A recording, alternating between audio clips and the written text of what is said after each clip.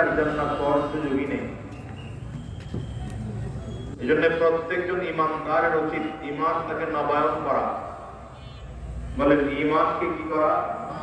নবীজি সাল্লাল্লাহু আলাইহি ওয়াসাল্লাম সাহাবায়ে কেরামদেরকে বলেন জাদ্দিদু ঈমানাকুম।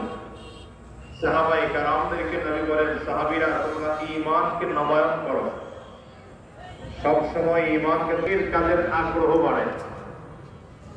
কারণ কলবটা যদি অপরিষ্কার থাকে তাহলে এই অপরিষ্কার কলবে যত আমল করবেন মনে যাবে না। এই কলবটাই হচ্ছে গোটা বডিটা, মূল থিওরি কলব থেকে ব্রেইনে যায়। কলব থেকে কোথায় যায়? কলব ব্রেইনকে বলে। ব্রেইন গোটা বডিকে ইশারা করে, কমান্ড করে কাজ করার জন্য। কারো যদি কলব ভালো হয় তো তার ব্রেইন ভালো, তখন ব্রেইন দিয়ে খারাপ কাজ হওয়ার সুযোগ নেই।